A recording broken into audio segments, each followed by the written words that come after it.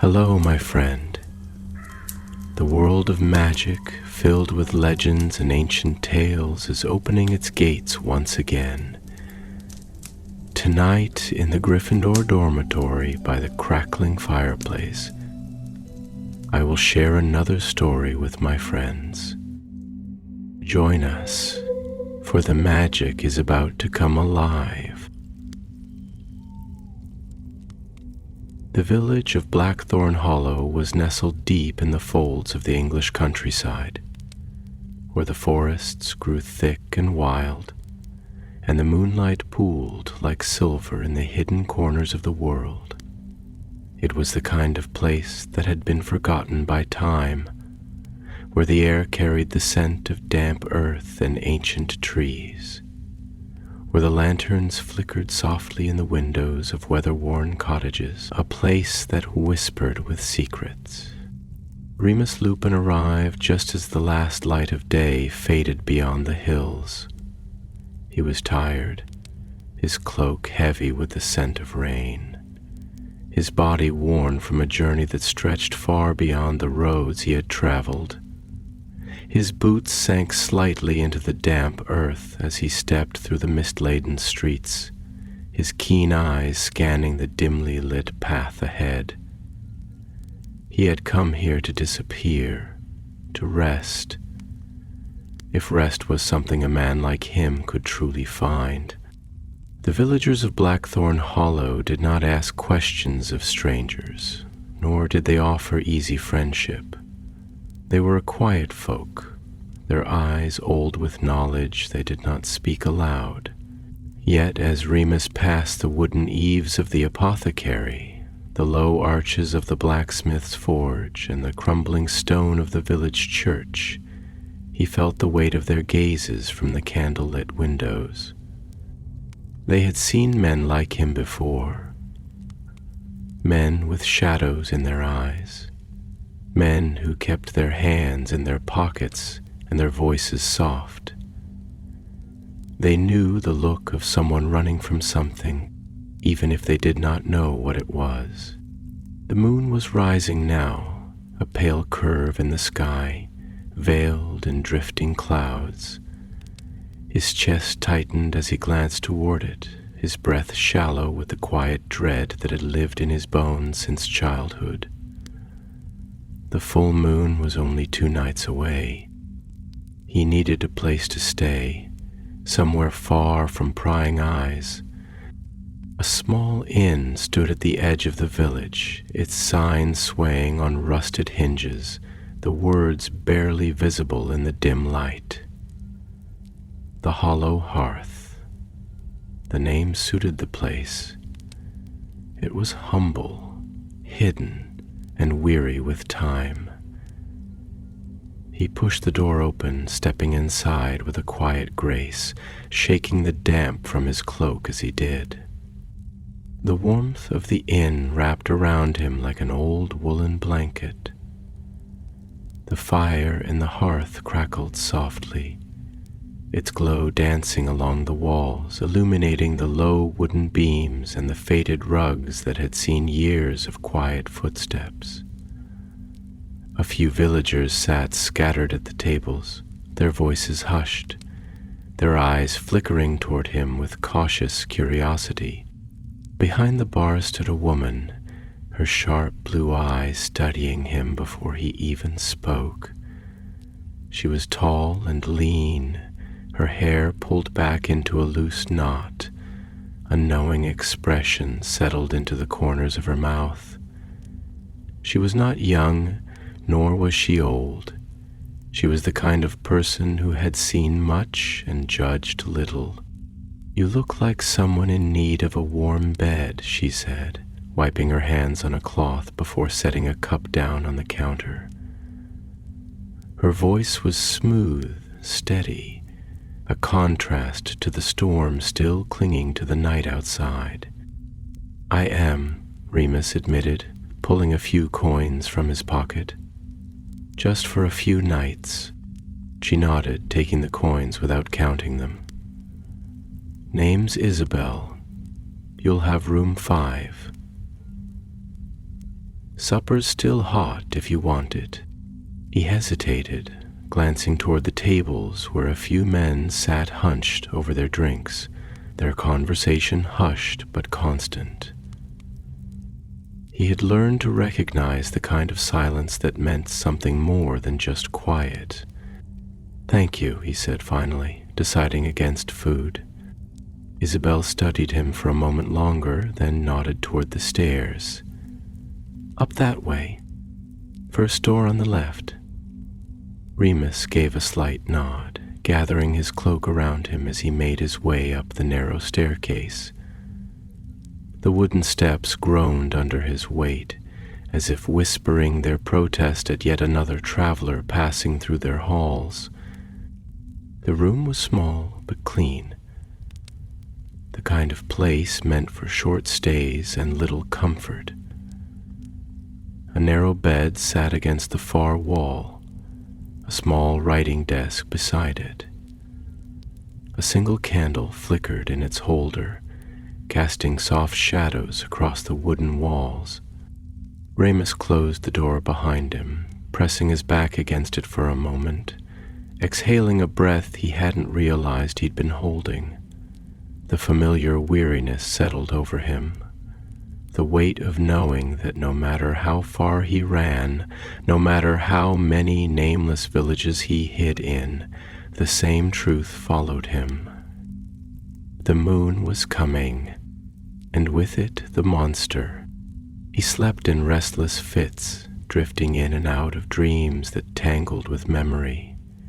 He was a child again, small and trembling beneath the thin blankets of his childhood bed.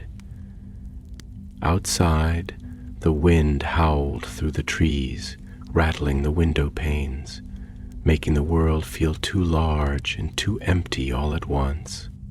His father's voice murmured in the darkness, "Close your eyes, Remus. Sleep will keep the bad things away." But sleep did not keep them away. Sleep did not stop the sound of claws against the wooden floor. Sleep did not stop the pain. Remus awoke with a sharp intake of breath, his heart hammering against his ribs.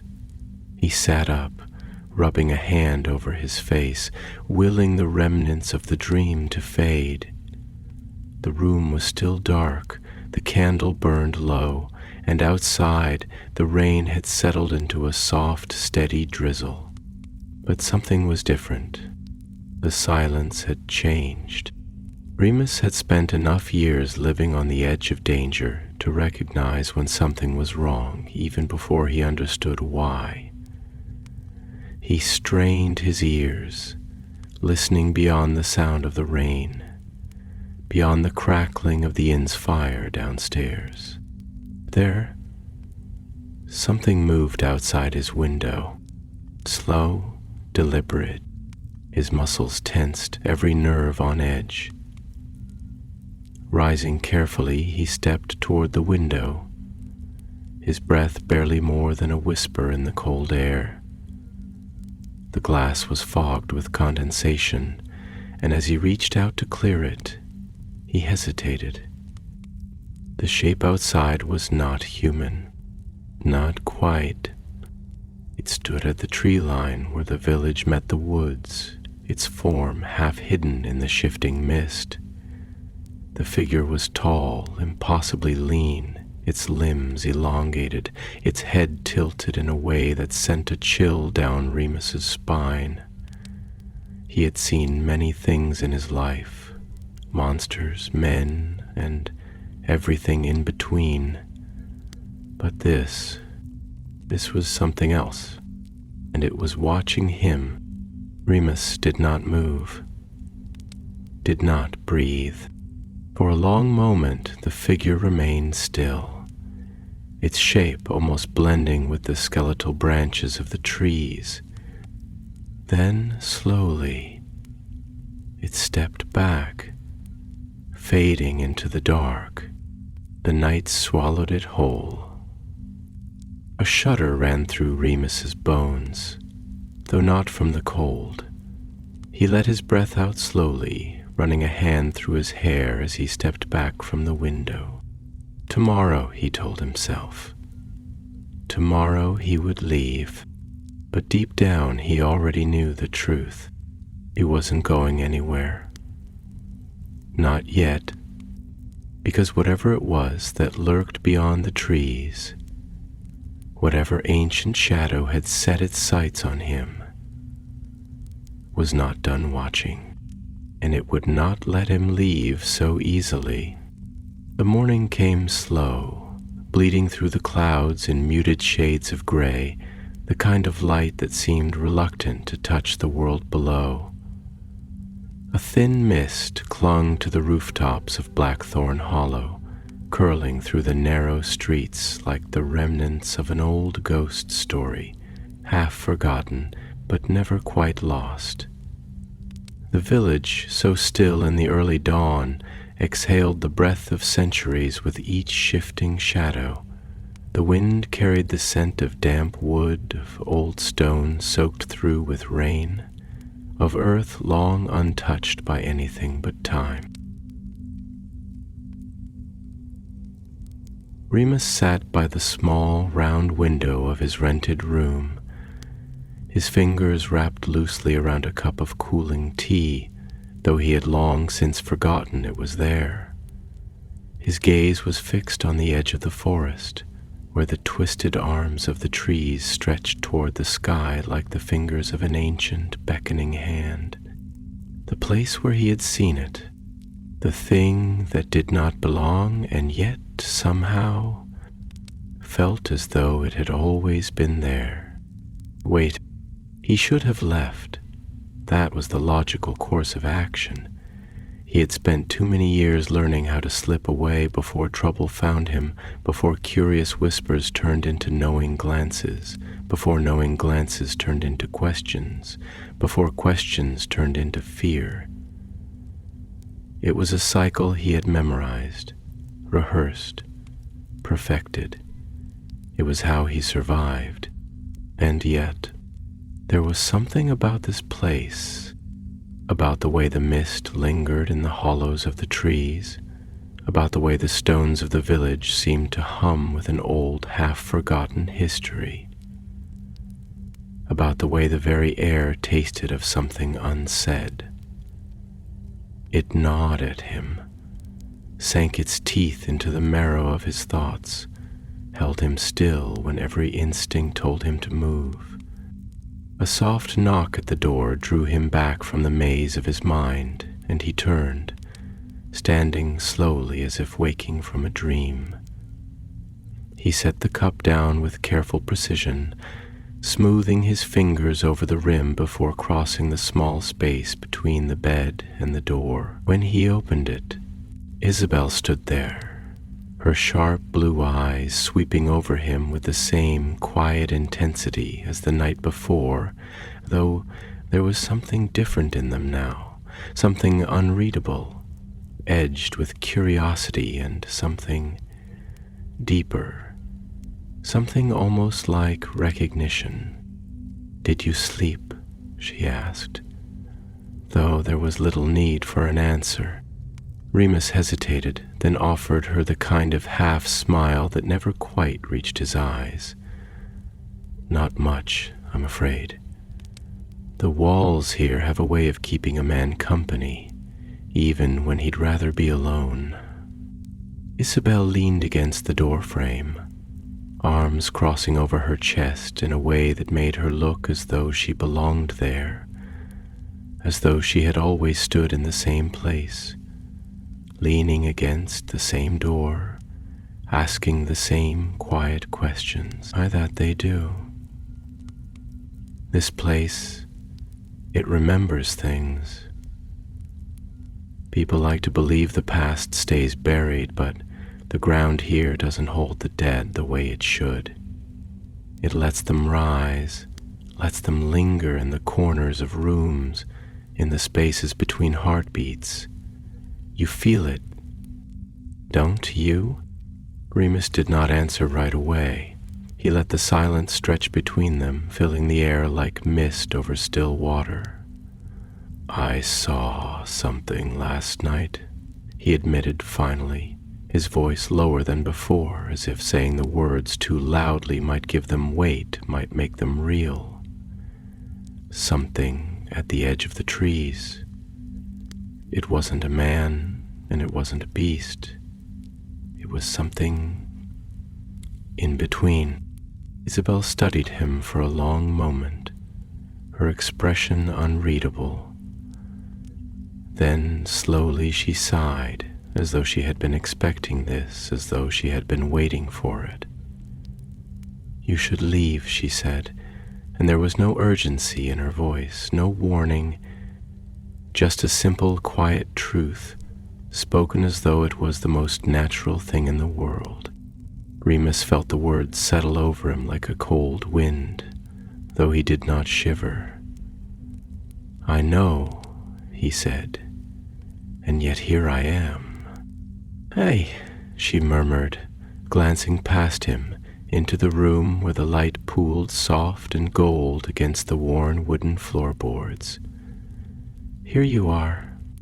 There was something strange in the way she said it, something layered beneath the words, something he could not quite place. And for a moment, just a moment, he wondered if she knew more than she was saying, if she too had seen things that did not belong. "Blackthorn Hollow is older than it should be," Isabel said after a pause, shifting her weight against the frame. "People come and go, but the bones of the village, they stay the same. The stones in the churchyard, the trees at the edge of the wood, the whispers in the wind, they remember, and they watch."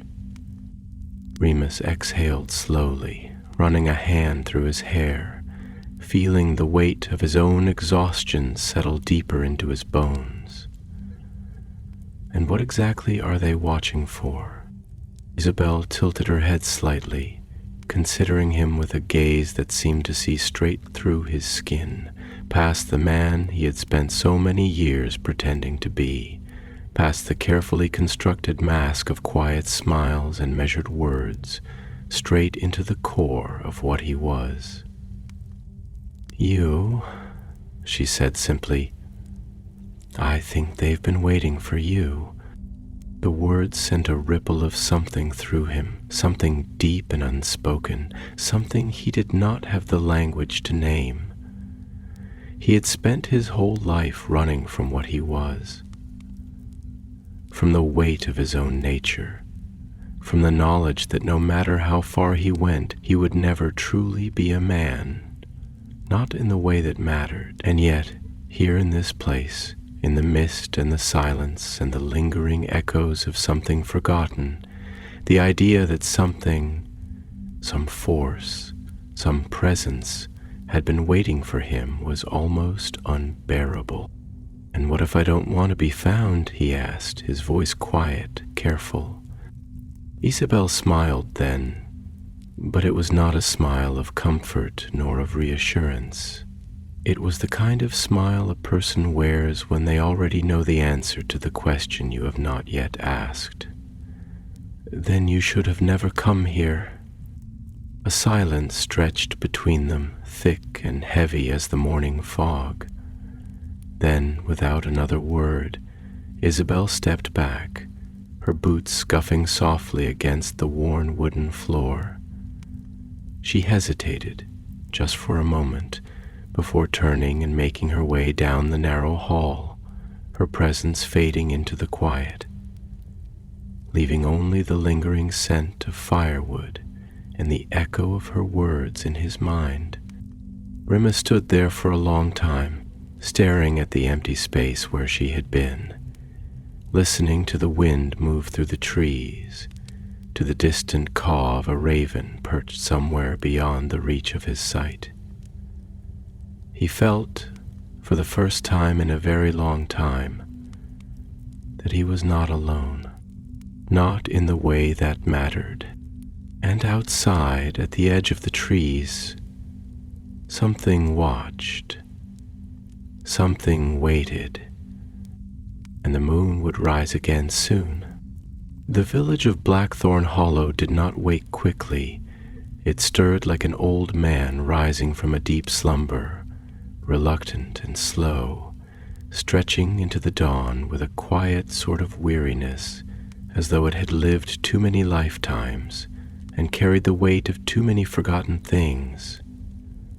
Smoke curled from the chimneys in thin gray ribbons, winding through the air like silent prayers, their scent mingling with the damp breath of the earth and the lingering traces of last night's rain. Somewhere a rooster crowed, its voice swallowed almost instantly by the vastness of the mist-laden morning, as if even sound itself was hesitant to disturb the hush that wrapped around the village like an old, tattered cloak.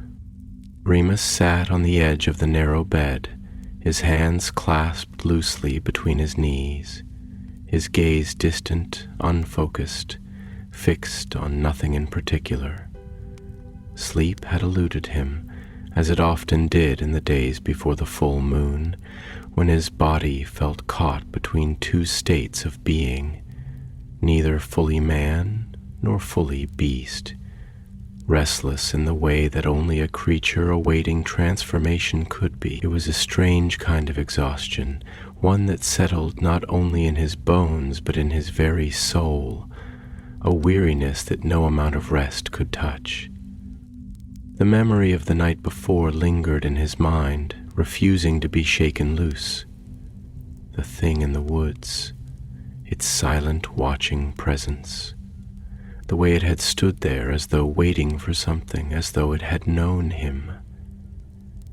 And then there was Isabel, with her knowing eyes and the quiet certainty in her voice when she had told him that the village had been waiting for him, that the past did not stay buried here, that the ground remembered. He had heard things like that before, of course.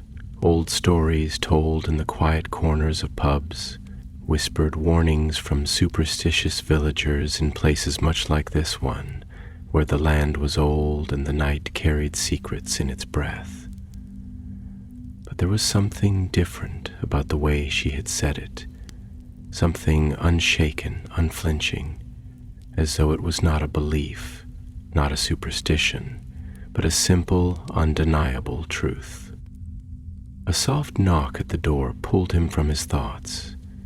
He inhaled slowly, pressing his fingers into the fabric of his trousers before exhaling and rising to his feet, his movements slow, deliberate, as though pulling himself from the depths of something unseen. When he opened the door, Isabel was there again, standing in the dim glow of the hallway, her arms crossed over her chest, her expression unreadable in the way that only those who have learned to keep their secrets well can manage.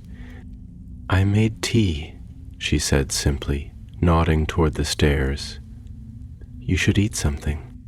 Remus hesitated for a fraction of a second, considering the weight of his own reluctance, before offering a quiet nod and stepping past her. The air in the hallway was cool, touched by the morning's dampness, carrying with it the faint scent of old wood and something herbal.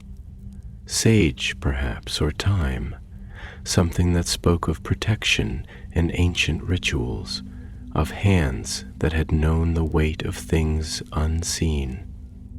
Downstairs, the inn was quiet, the fire in the hearth barely more than a smoldering glow, its embers pulsing like a heartbeat in the dim light.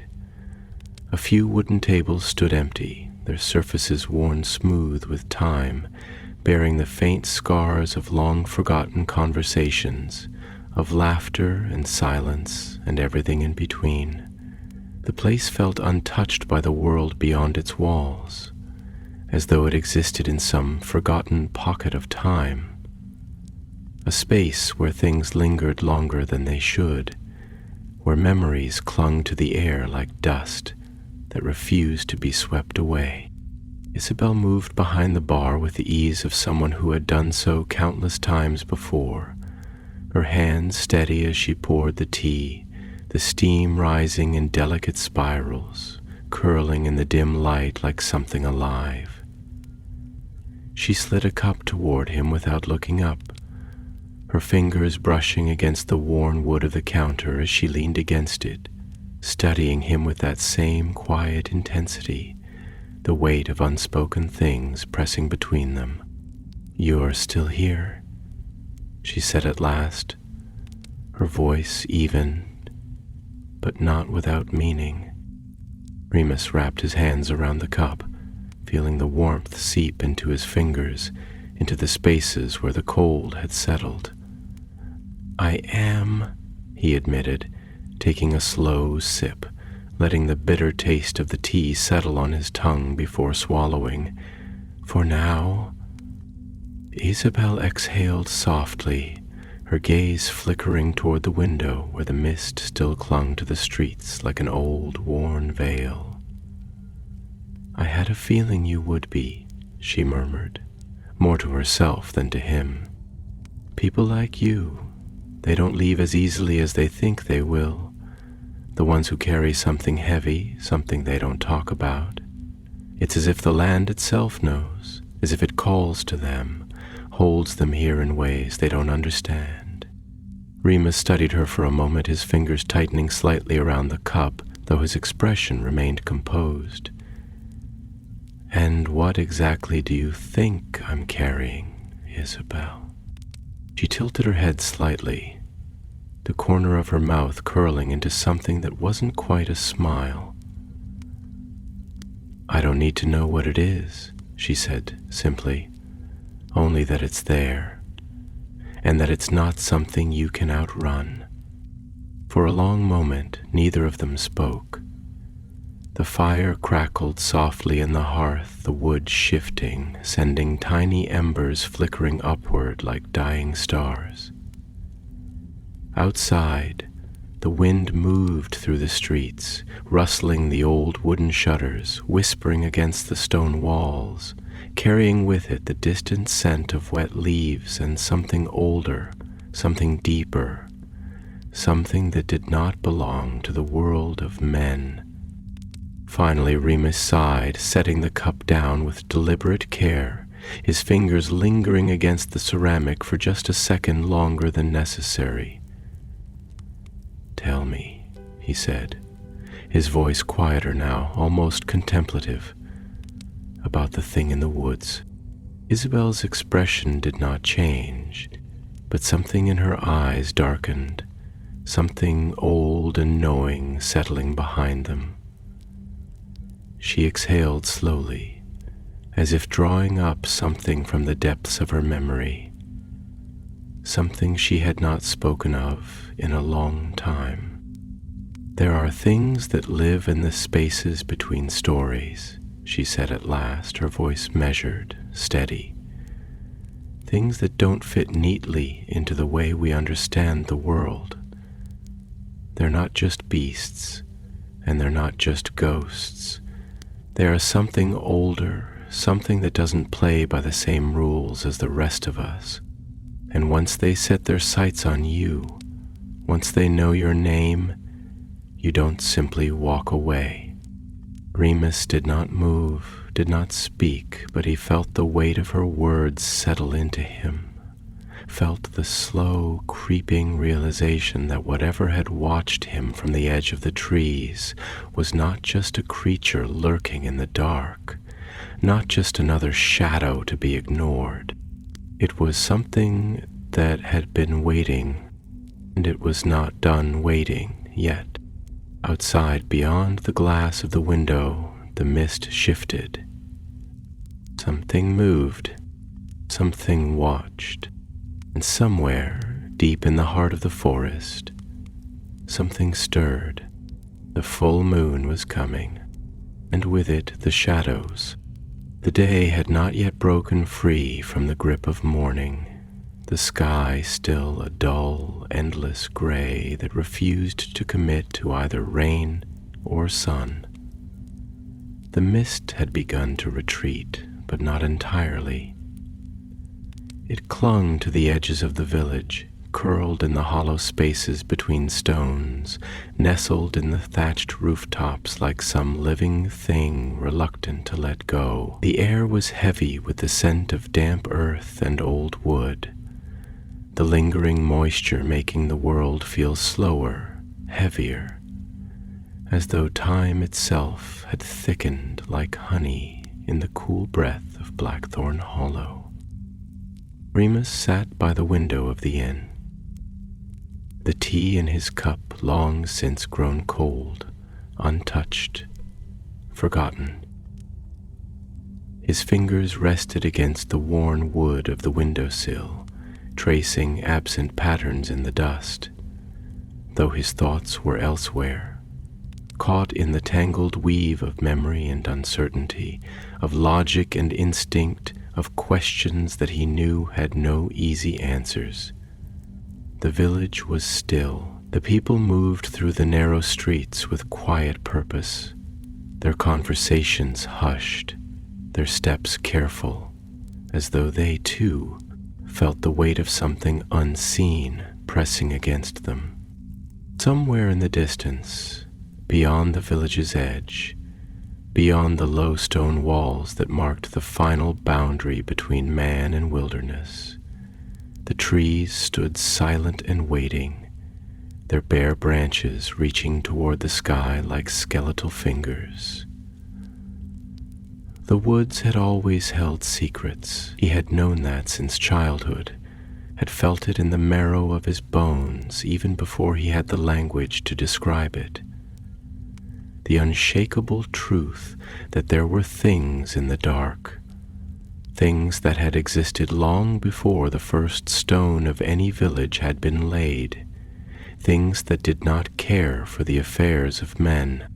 And yet, whatever had stood at the edge of the trees the night before had not felt entirely unfamiliar. There had been something in the way it lingered, in the way it watched, something that made his skin crawl and his breath turn shallow, not in fear, not exactly, but in recognition. "You're thinking too much," Isabel said from behind him, her voice low, matter-of-fact, yet touched with something softer, something that suggested she knew exactly what thoughts weighed on his mind. Remus turned slightly but did not face her completely, his gaze still half lost in the shifting mist beyond the window. "I do that often," he admitted, exhaling slowly. "Some things don't like to be understood, and yet we try, don't we? We tell ourselves that if we can give something a name, if we can put it into words, it will lose its teeth. But names are just a kind of illusion, aren't they? A way of pretending that we have control over things that never truly belong to us." Isabel moved to sit across from him, setting down a fresh cup of tea between them, though she made no effort to drink from her own.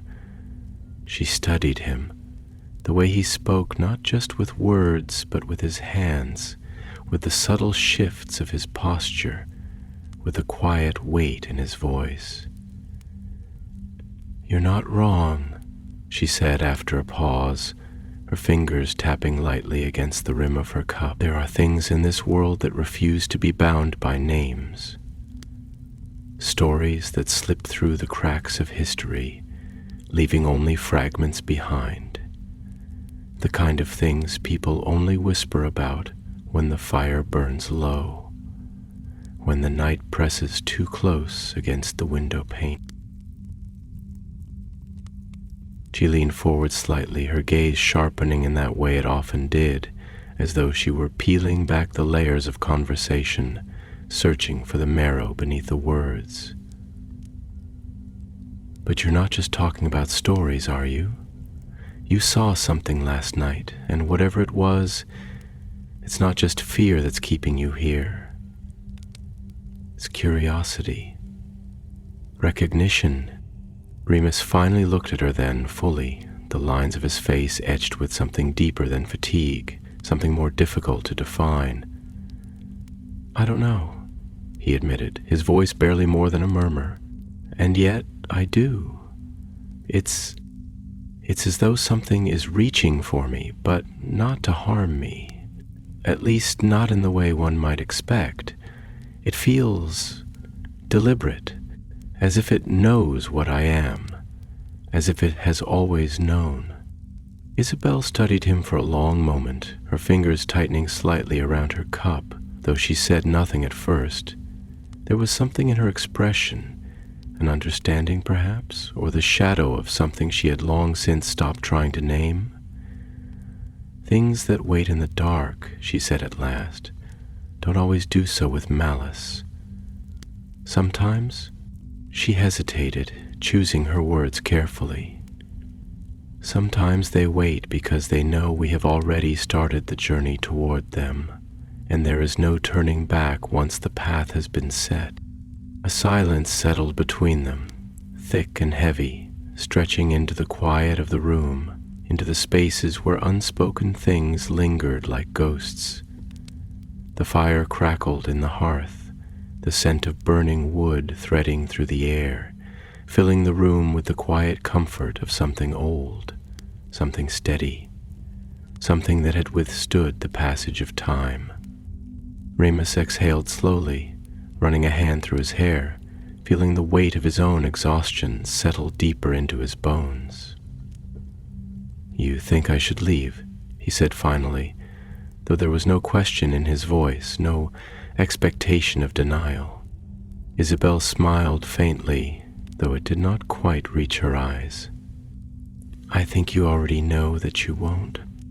Outside, beyond the walls of the inn, beyond the winding streets and the stone cottages with their shuttered windows, the forest loomed at the edge of the world, waiting. The wind shifted through the branches, carrying with it the quiet sigh of something old, something that had watched for centuries, something that had been waiting. And somewhere, beneath the endless gray sky, beneath the weight of the coming night, something stirred in the hollow spaces of the earth. The moon would rise soon, and with it the truth. The day had settled into a reluctant gray, the sky pressing down upon the village like the weight of a dream that refused to break apart in the waking hours. The mist had retreated from the streets, but clung stubbornly to the edges of the world, lingering in the crooks of tree branches, pooling in the hollow spaces between stones. A spectral presence that neither came nor went, but simply was. The air held the scent of wet bark and damp straw, a reminder that the night before had left its fingerprints upon the land, soaking into the bones of the village. Quiet and unshakable, Remus wandered through the narrow paths of Blackthorn Hollow, his steps careful, measured, his mind an unspoken conversation with itself. The village had grown no larger overnight, and yet it felt as though it had stretched, as though its edges had frayed and blurred, as though the land itself had taken a breath and held it, waiting. The people moved about their morning tasks with the same quiet efficiency, their hands busy but their voices subdued, as if they too felt the whisper of something just beyond the world they knew. It was strange how silence could be so heavy, how it could wrap around a place like ivy around an old ruin, creeping into its bones, making it a part of itself. Remus had always known the weight of silence, had carried it with him for most of his life, but there was something different about the quiet in Blackthorn Hollow. It was not the silence of absence, not the stillness of a place abandoned. It was something else, something alive, something that listened. He paused near the old well in the center of the village, its stone edges worn smooth by the touch of countless hands, the rope frayed but sturdy, the bucket resting at its side, damp with the breath of the depths below. The water here had seen generations come and go, had reflected the faces of the dead as much as the living, had carried the weight of whispered secrets and spoken truths alike. He ran his fingers over the rough stone, feeling the cold seep into his skin, a quiet reminder that some things remained even when everything else had changed. "You look like a man searching for something he hasn't named yet." The voice came from behind him, and he did not startle. He had felt the presence before she spoke, had sensed her in the way the air had shifted, in the way the world seemed to bend slightly to accommodate her. Isabel stood a few feet away, her arms crossed, her expression unreadable, though her eyes, sharp and knowing, studied him in that way she always did, as if she were trying to decipher a book written in a language she only half remembered. Remus exhaled, running a hand through his hair before turning fully to face her. "Isn't that always the way of things?" he murmured, his voice quiet, contemplative. "We walk the world thinking we understand what we're looking for, thinking we have some grand purpose, some destination that will make sense of everything. But when we find ourselves standing at the threshold of something real, something we cannot explain, we hesitate. Because deep down we know the truth. We were never looking for answers. We were only looking for an excuse to keep searching." Isabel tilted her head slightly, a faint, knowing smile ghosting the edges of her lips. "That's a rather poetic way of saying you have no idea what you're doing here," she mused, though there was no malice in her words, only an understanding that ran deeper than what was spoken. "But I suppose that's the nature of people like us, isn't it? We're always running towards something, even when we don't know what it is. And sometimes we're running from something just the same." Remus studied her for a long moment, the weight of her words settling over him like the soft pressure of snowfall, gentle but unyielding.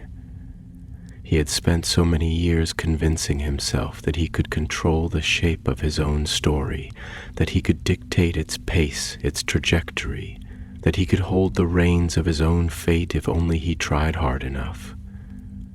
But in truth, he had always been at the mercy of something larger than himself, something older, something deeper. The moon had dictated the course of his life before he had even known how to speak its name.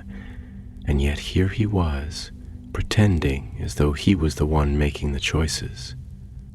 "What is it then?" he asked after a moment, his voice quiet, thoughtful.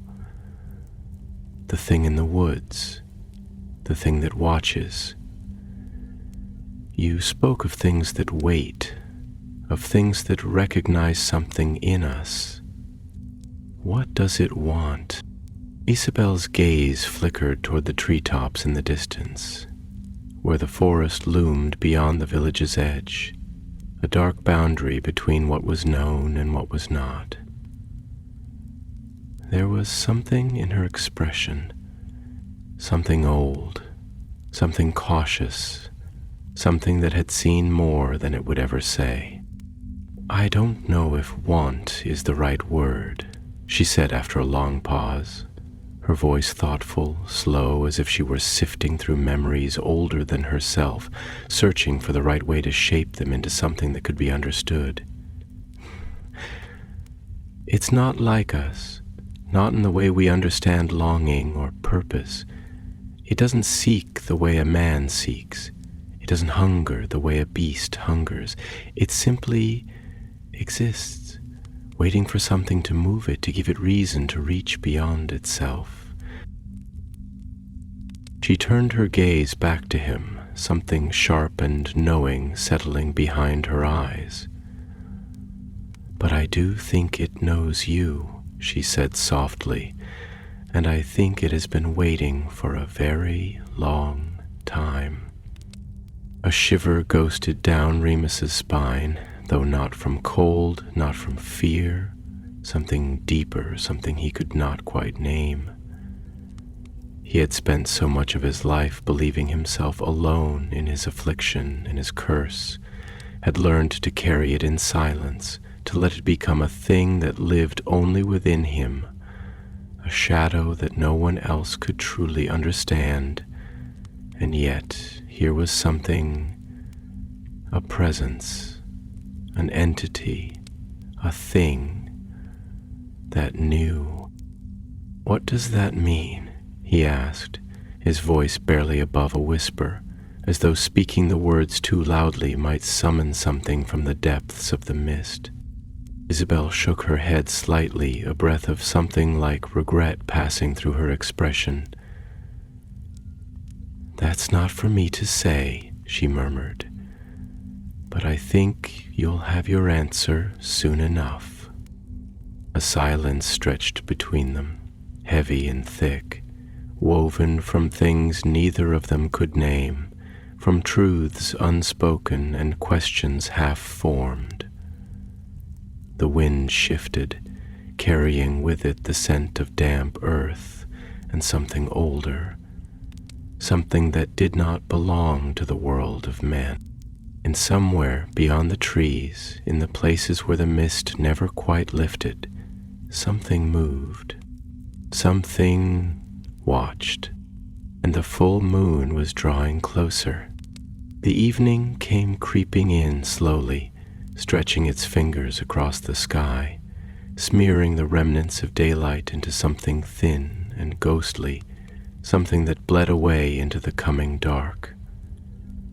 The air had grown cooler, the weight of the approaching night pressing against the village like the heavy pages of an old book closing upon itself, trapping its secrets between ink and silence.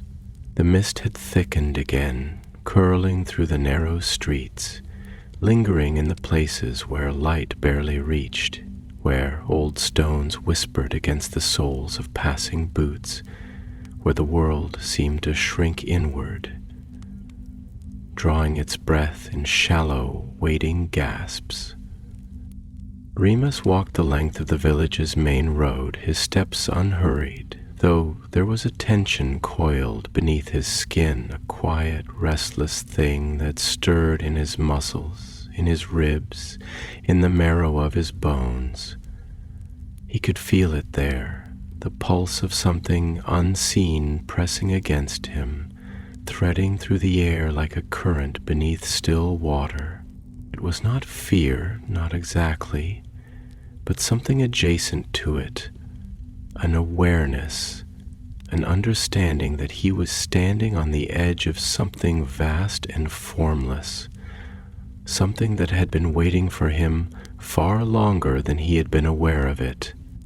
The forest loomed at the far end of the village, its presence undeniable, its boundaries marked not by walls or fences, but by the sheer weight of its existence, by the way the earth seemed to darken as it neared the trees, by the way the branches tangled together overhead like clasped hands, blocking out the last of the light.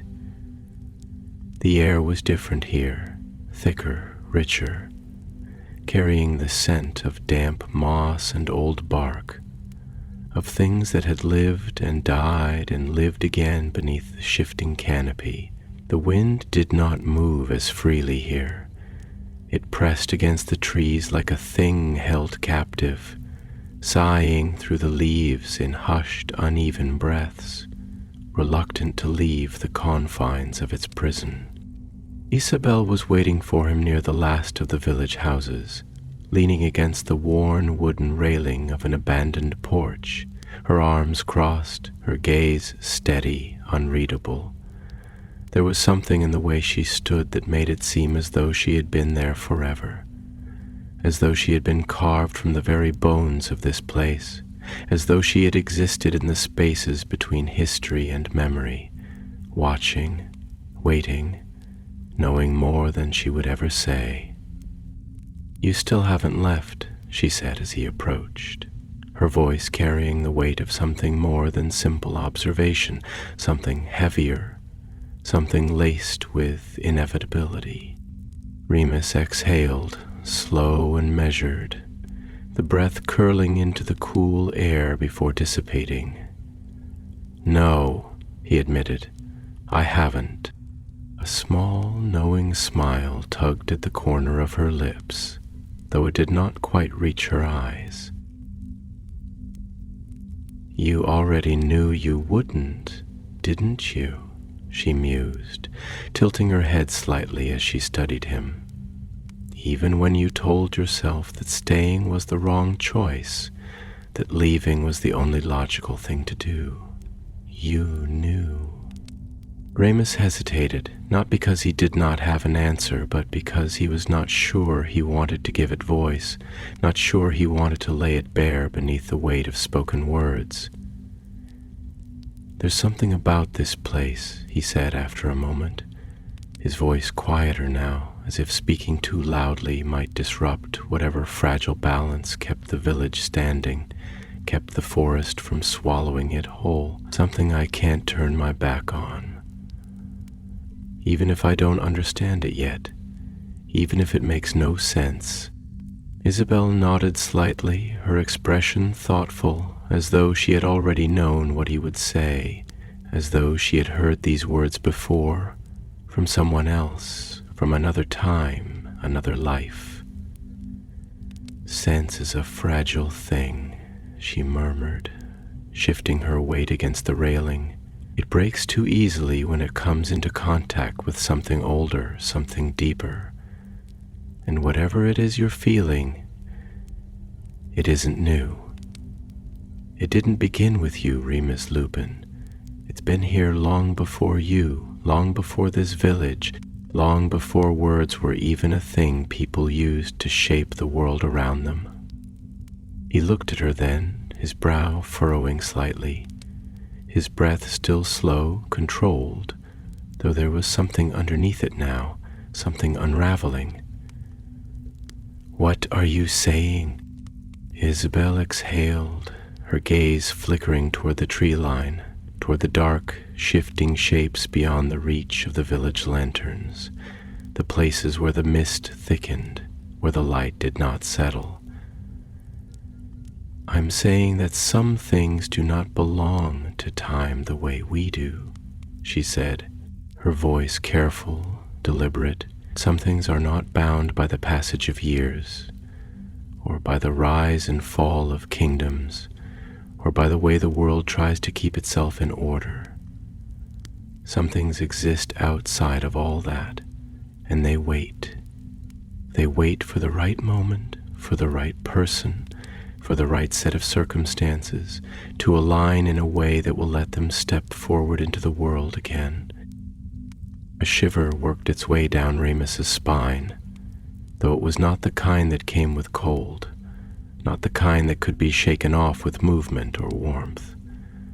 It was something deeper, something that settled into his ribs, into his gut, something that whispered that he already knew what she meant, that he had already felt it long before she had given it shape with words. "The thing in the woods," he murmured, his voice lower now, rougher, as though speaking the words made them heavier, as though acknowledging them aloud made them real. Isabel did not blink, did not look away. "Yes," she said simply, "and it is watching, waiting, because it knows you, because it has always known you." The weight of her words settled over him like a thick, unseen fog, pressing into his lungs, into his thoughts, into the quiet, secret spaces of his mind where the past still echoed, where the moon still called to him in its quiet, merciless voice. He had spent his life believing that he was alone in his affliction, that the curse in his blood was his burden and his burden alone, that there was nothing in the world that could truly understand the weight of what he carried. But now, standing at the edge of the village with the forest stretching before him like the yawning mouth of something patient and hungry, he wondered if he had been wrong. He wondered if something else had known. if something else had been waiting for him, long before he had ever set foot in Blackthorn Hollow. The wind shifted then, threading through the trees, through the hollow spaces between houses, through the open stretches of road where the village met the wild, and with it came a sound. Not a voice, not a whisper, but something deeper, something older, something that did not belong to the world of men. A calling, a beckoning. The full moon would rise tomorrow, and whatever waited in the dark would no longer be content to watch. The dusk did not descend upon Blackthorn Hollow in the way that it should have, in the way the rest of the world was accustomed to. Gradual, predictable, gentle in its approach.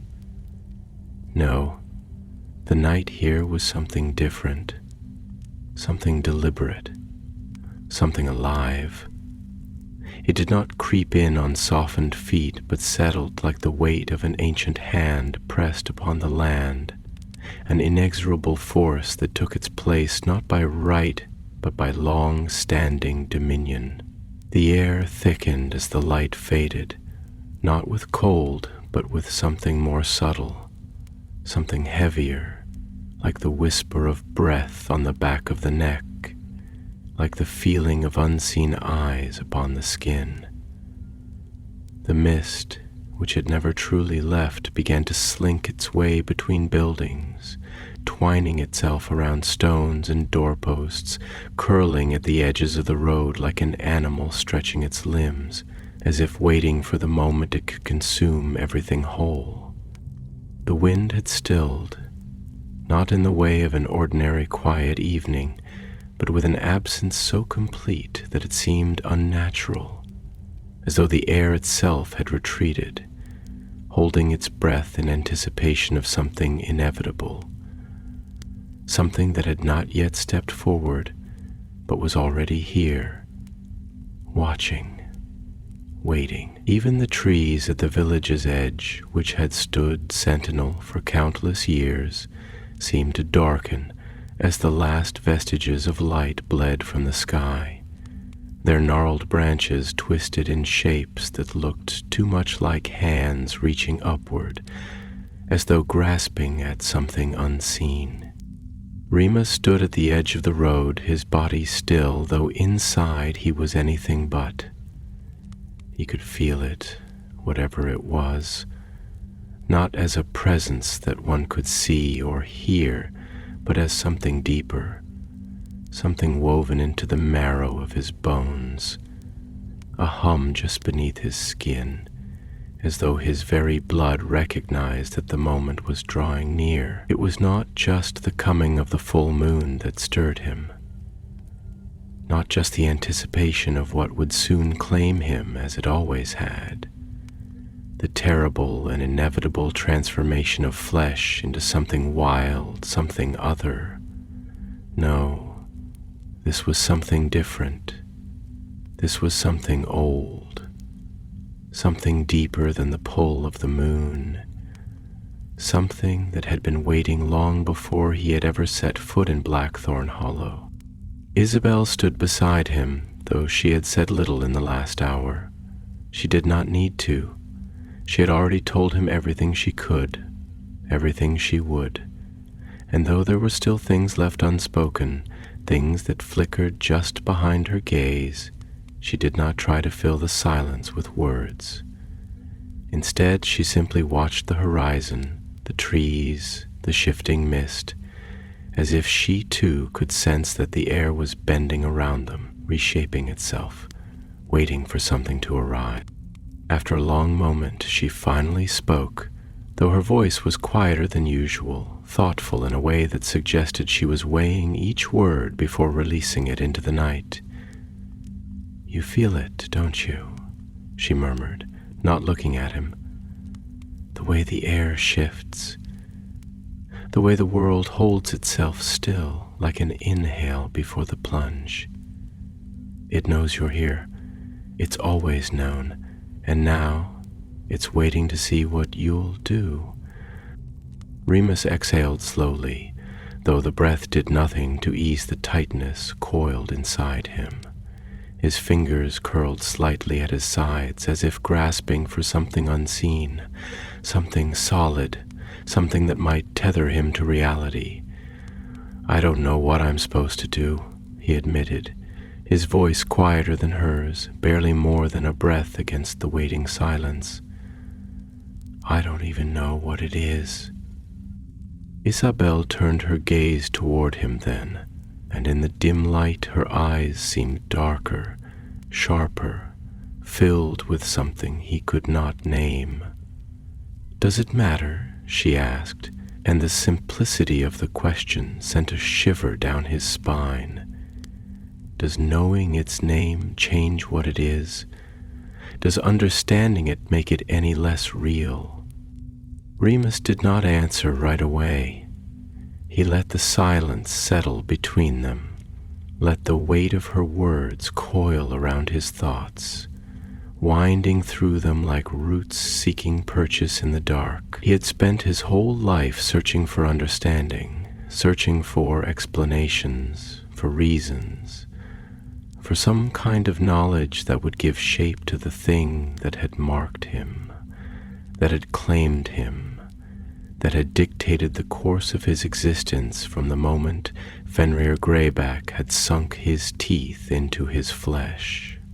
And yet, standing here on the edge of something vast and unseen, he wondered if knowledge had ever truly been the thing he sought, or if, all this time, he had only been searching for a way to make peace with the inevitable.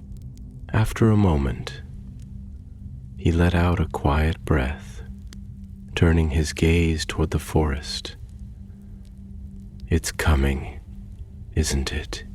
he murmured, though he already knew the answer. Isabelle did not move, did not look away. "It never left," she said simply. A quiet, unsettling stillness settled over them then, stretching out in the space between words, in the moments between heartbeats. The night pressed in around them, the weight of it a living thing, a breath against the skin, a whisper in the ear. The air was thick with waiting, with something just beyond the veil, something watching, something patient. Remus swallowed, his throat dry despite the cool dampness in the air. "And what happens when the moon rises?" Isabelle was silent for a long time. Then softly she said, "That depends." "On what?" She looked at him then, really looked at him, her gaze piercing, steady, filled with something deeper than understanding, something like recognition. "On whether you let it in," she whispered. A chill ghosted down his spine, and for the first time since stepping foot in Blackthorn Hollow, he felt it. The choice. He had always believed there was none. That the moon dictated his fate, that the curse in his blood would always claim him, that no matter where he ran, no matter how carefully he hid, no matter how fiercely he tried to deny it, the beast inside him would always take. But now, standing here with the weight of something ancient pressing against his ribs, he realized that this was different. This was not just the moon. This was something else, something older, something that had been waiting. And now, as the last sliver of light vanished beyond the horizon, as the mist thickened, as the silence stretched so thin that it felt as though the entire world was on the precipice of something vast and inescapable, Remus Lupin knew, with absolute certainty, that the moment had arrived. He had to decide. The moon would rise soon. And this time, it would not be alone. The night had grown thick, dense with the weight of the unseen, the hush of a world on the cusp of something it had not yet named. The mist had deepened, curling through the village like the slow breath of some ancient beast, weaving between the rooftops, seeping into the crevices of old stones, clinging to the wooden beams of the cottages like a thing reluctant to let go. The sky, veiled in a low stretch of shifting clouds, trembled with the coming of the moon.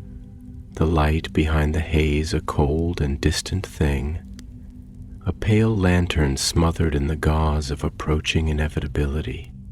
Remus could feel it now, humming beneath his skin, a quiet tremor in his bones. Not yet the violent pull of transformation, not yet the familiar agony of his body breaking apart to make room for the beast, but something else, something subtler, something that pressed against the edges of his awareness with a patient insistence, like fingers tracing the contours of an unopened door. The air was charged, thick with waiting, with the breath of something unseen pressing against his ribs. And though he had spent years mastering the art of endurance, of bracing himself against the tide, of containing the inevitable with willpower alone, tonight felt different. Tonight, the waiting itself was alive. He stood at the threshold of the village, his boots sinking slightly into the dampened earth, his breath steady but shallow, his mind a quiet war between instinct and reason, between fear and curiosity, between the part of him that had spent his life running and the part of him that had always known that there was nowhere left to run.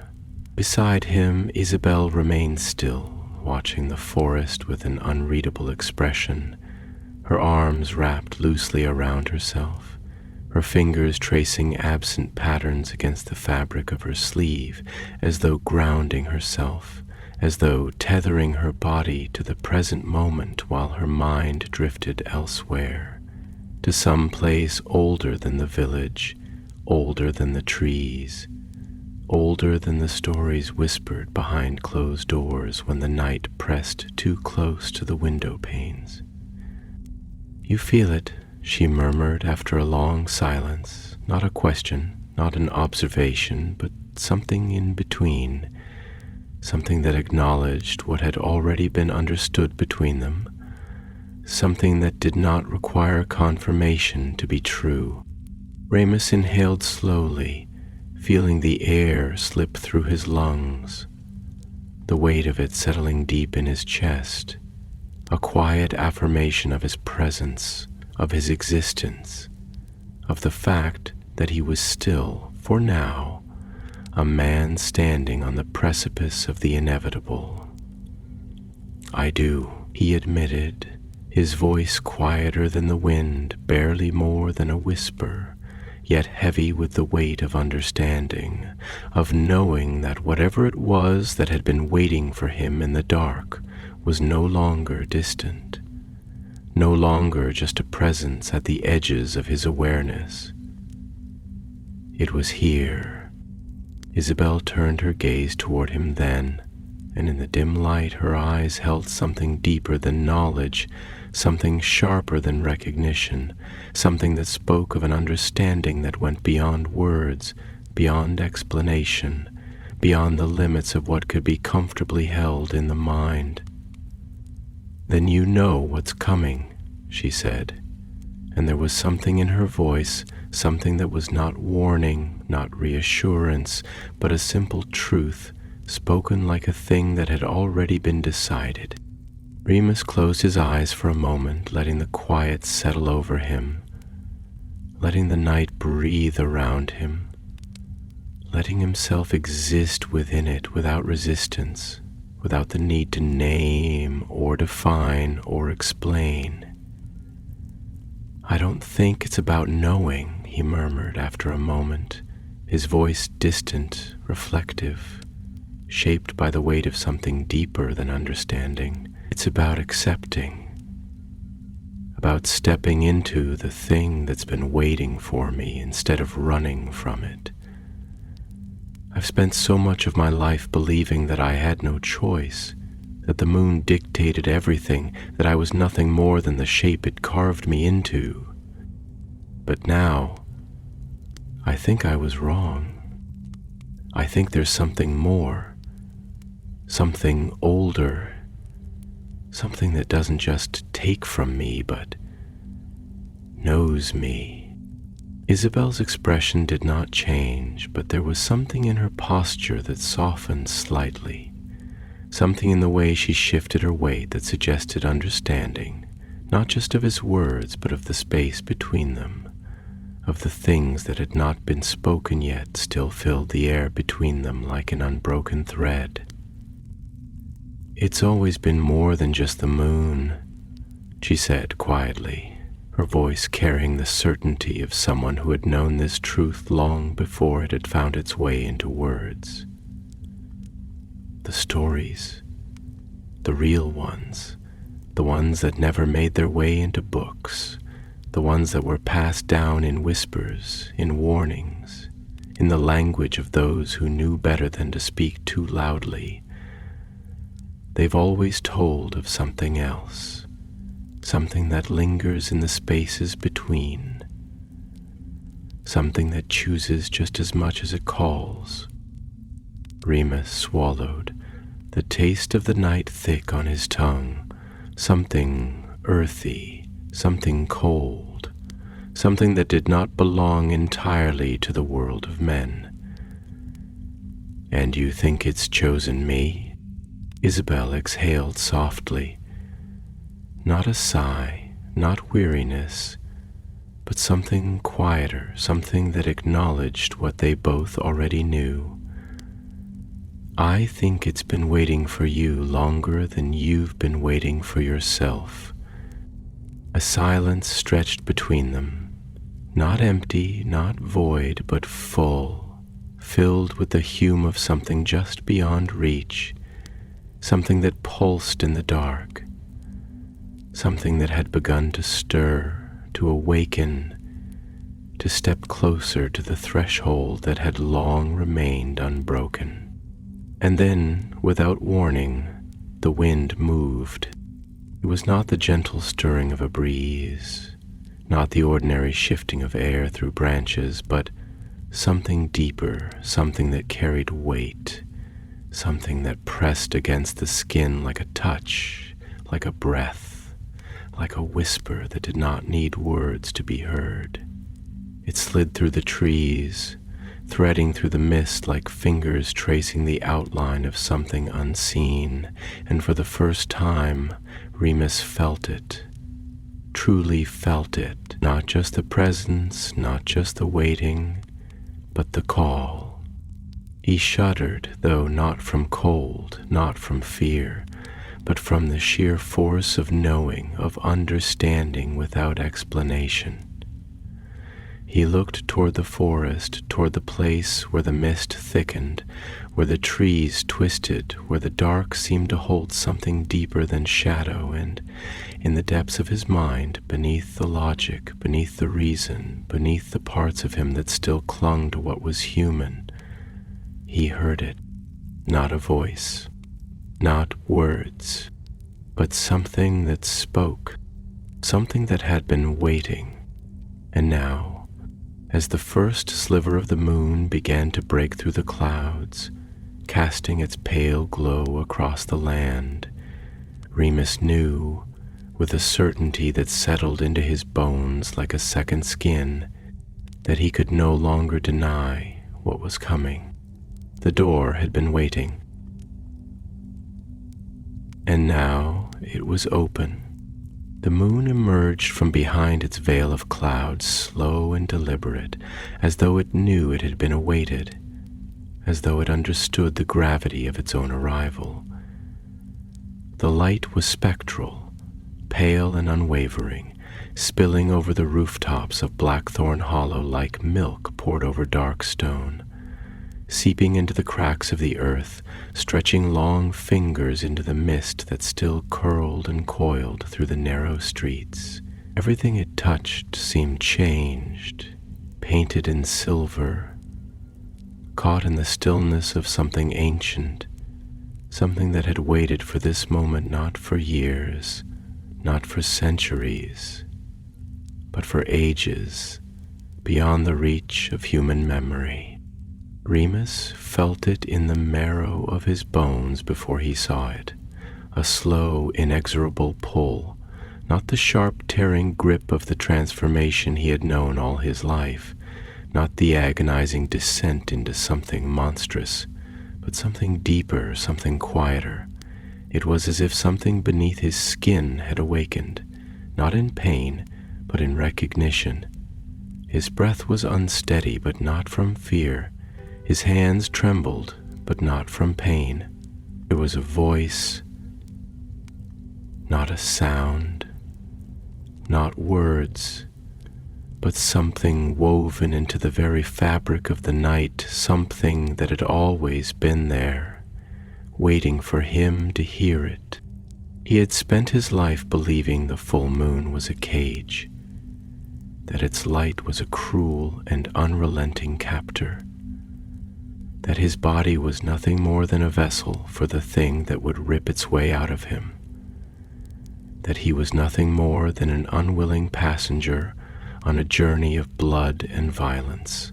But now, standing on the threshold of something he did not yet understand, beneath the hush of a village holding its breath, beneath the sky that stretched infinite and unblinking above him, he realized something terrible and wondrous all at once.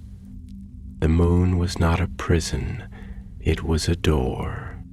He inhaled, and the night inhaled with him, exhaled, and the night exhaled with him. The forest, which had stood at the village's edge like a sentinel, dark and unmoving, began to shift. Not with the rustling of leaves, not with the ordinary stirring of wind through branches, but with something deeper, something that ran beneath the skin of the world like a second pulse, like the heartbeat of something long buried that had just now, in this moment, remembered itself. The trees were no longer merely trees. They were watchers, they were witnesses. The mist that wove itself between their roots was no longer mist. It was breath, it was voice, it was the language of something older than words. And then, at last, it stepped forward. It did not move like a beast, though it had the shape of one. It did not move like a man, though it walked upright, tall and lean, its limbs too long, its presence too solid to be shadow, yet too shifting to be entirely real. It was dark, not in the way of the absence of light, but in the way of something that absorbed it, something that drank in the pale glow of the moon and reflected nothing back. Its eyes, when they opened, were not eyes at all, but slivers of something deeper, something unnameable, something that carried not sight, but understanding. Isabel did not move, did not speak, but Remus felt her presence beside him, felt the steady hum of her heartbeat, as if it were part of the air itself. When she finally did speak, her voice was quieter than the night, but it carried weight, carried truth. It was never just about the wolf, she murmured, though her gaze never left the thing before them. The stories, the legends, they never told the whole truth. They called it a curse because that was the only way they could understand it. They called it a sickness, a punishment, because they had no other words for what they feared. But it was never just that. It was something older, something deeper, something waiting for the right kind of soul. Remus swallowed, the sound impossibly loud in the quiet of the night. He could feel the moonlight against his skin, not as something cold, not as something distant, but as something alive, something breathing, something speaking to him in a language he had never learned but had always known. "I don't understand," he whispered, though the words felt hollow even as he spoke them. Isabel turned to him then, her expression unreadable, her voice steady. "Don't you?" Remus clenched his jaw, his pulse thrumming beneath his skin. "All my life I've been told what I am," he murmured, his voice raw, edged with something that had been building inside him for years, for decades, for lifetimes. A monster, a mistake, something to be controlled, something to be contained. I've spent so long believing it that I stopped asking questions. I stopped wanting answers. A thing in the woods, not a beast, not a man. Something between tilted its head, as though listening, as though waiting. "And now?" Isabel asked, her voice softer. Remus exhaled, slow and steady, feeling the way his breath carried in the air, feeling the way the world breathed with him. He looked at the creature before him, at the thing that should have terrified him, that should have made his instincts scream for him to flee, to fight, to deny. And yet, there was no fear in him. Not anymore. The air between them shifted. The moonlight thickened. And for the first time in his life, Remus Lupin stepped forward, not as a man succumbing to a curse, not as a prisoner to the inevitability of his own body, but as something else, something chosen, something called. The thing in the woods did not move, but it did not need to. It had never needed to, because it had always been waiting. And now, at last, the waiting was over. The door had been opened. The mist swirled around them, shifting, breaking, reforming, and the forest seemed to sigh, to exhale, to welcome something home. The night did not end. It simply continued. And beneath the silver light of the full moon, for the first time, Remus Lupin did not run. He understood. He became, and somewhere, in the breath between moments, in the silence between heartbeats, in the space between man and beast, he heard it.